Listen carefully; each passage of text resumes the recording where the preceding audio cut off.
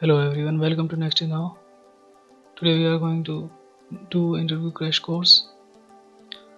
Uh, it covers interview questions regarding TCS, Wipro, Cognizant, Capgemini, etc. Now first and most important thing, you must be confident during interview process. Otherwise, you may get confused even if you know the answers. Now, what are the interview question topics? First thing, your introduction, your project, OOPS, database management system, software engineering, operating system, programming languages, related questions like if you have Python if you have chosen the Python, C++, C, then they will ask question based upon that particular language. After that they will give a technical situation which is based upon your project. Now in the introduction part, the first one is tell me about yourself. Now what you have to tell in tell me about yourselves.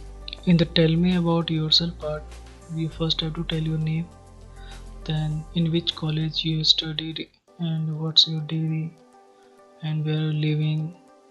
Tell them about your project and your career objective. After that they will ask you why do you want to join us, then you will say something about the company, and after that you will say that its working environment is good, and after that you will say that you want to learn new technologies in it. Now the second part is project. What questions they will ask from your project. Now the first one is what's the functionality of your project. Second one, what are the technologies you have used, like you have used Python, C++, C, Java, and if you are any other branch student then you can tell them about your particular technologies. After that, what are the problems you have faced designing or building your project. So you will tell them about what are the problems you faced, then they will ask you how you tackled those problems. You have to tell them how you tackled those problems, how you resolved those problems on time. After that they will ask why you have done this project, what are its main importance, what are its main importance.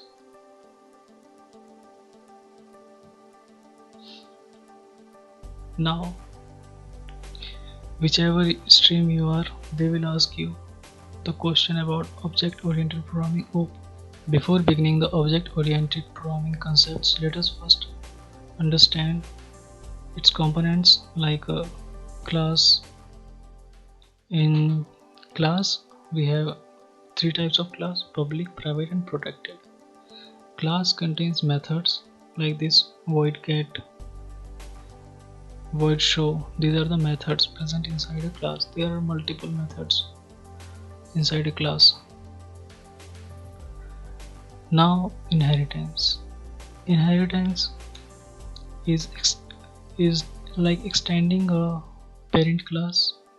Suppose here's a class father. Now we have extended it in son, and we are using its method get so that we will print the roll number, and we inherited it using the public method. We can also inherit using private or protected. Now difference between public, private, protected is in public we can inherit all the public elements, and in private we cannot inherit the private elements. Now in the protected, if we use the protected here, then we can inherit all the elements in the son class. Now what is object? Now here we have created object by which we can call all the methods of class. Since the son class is inheriting the method of other class, so we only need to create the object of this sun class. So here we have created the object name as. Now first we call the method get, and after that we have called the method show. Now this is the class basics.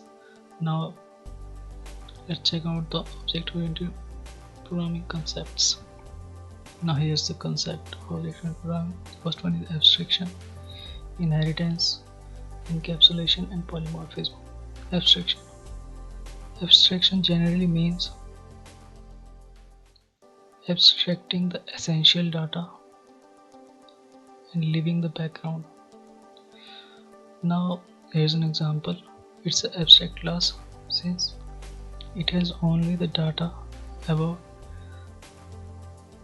the functionalities. Suppose we need to create a program which adds two number. So here we have only created a virtual function named sum. Now we will extend this class and implement the method sum in that class. In this class, in the class sum, we will only write the main data, which is the main methods which we are creating inside a program. Now inheritance as you see, inheriting a parent class in base class. It may be of many types like multiple inheritance, multi-level inheritance, single inheritance, and that's all. Now what is encapsulation? Encapsulation is wrapping up of data in a single form. Like if we create a class and there are inside a class there are multiple methods, so we are wrapping all types of data in a class.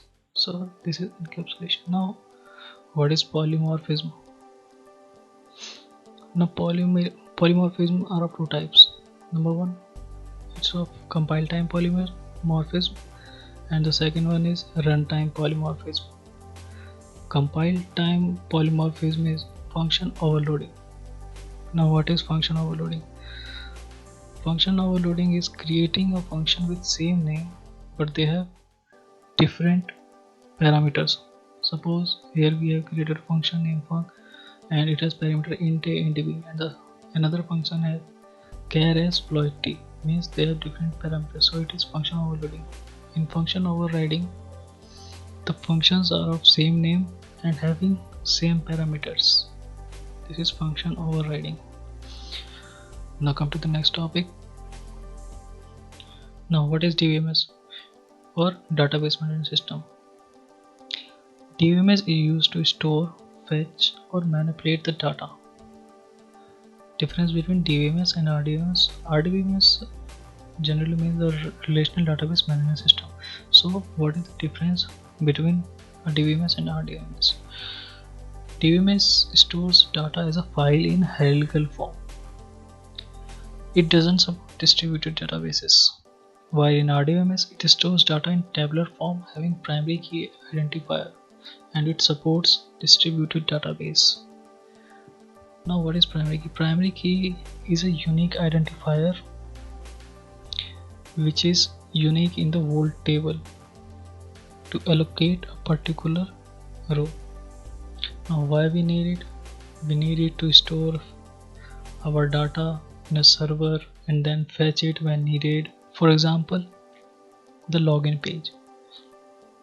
In login page, first we have to enter our email and password. Then the system checks the entered email and password in the database, and after that it verifies and then we can log in.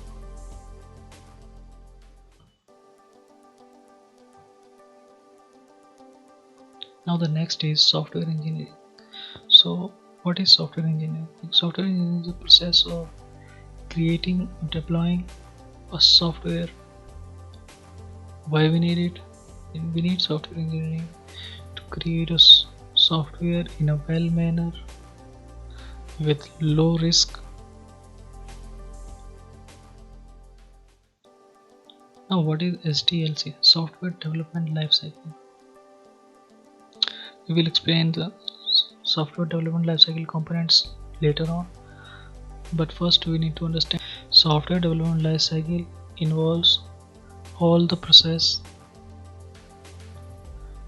required for creating a software. Now, what are its components? We will discuss it on next slide. Now, what is SRS? Software Requirements Specification. It is a document which contains all the information regarding the software, like where it is testing, what should we test, how to design it, how to create it, how to deploy it, and other things. Now here's the software development lifecycle components. At first we need to plan how to implement and how to create that software. Now after that we need to define our SRS in which we include how to design it, how to develop it, what are the requirements of customer. Now in the third phase we will design the software. After that we will develop, we will do the coding part here. After that we will do the testing part. After that we will do the deployment of software, and at last the maintenance part come. Whenever we need to update the software, it comes under the maintenance part. Now the next topic is operating system. What is operating system? Operating system is a system software which helps to interact between the software and the hardware. What is process? Process comprises of multiple tasks which our processor performs.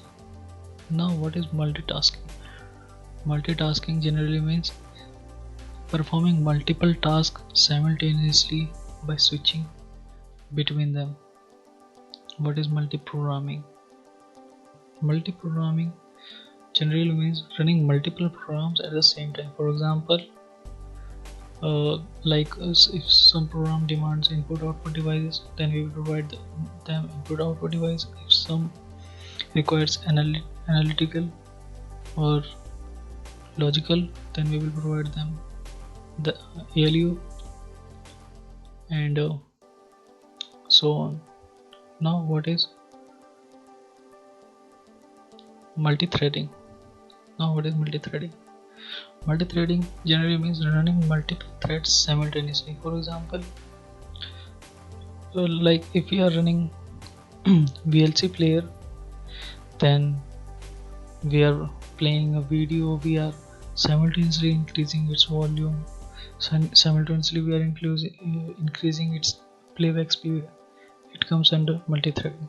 Now what is multiprocessing? Multiprocessing generally means running a single process with multiple processors.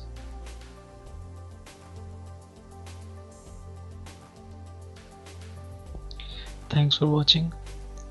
If you want me to make videos upon particular topics for the interview, then comment. I will create the videos upon particular topics. Thank you.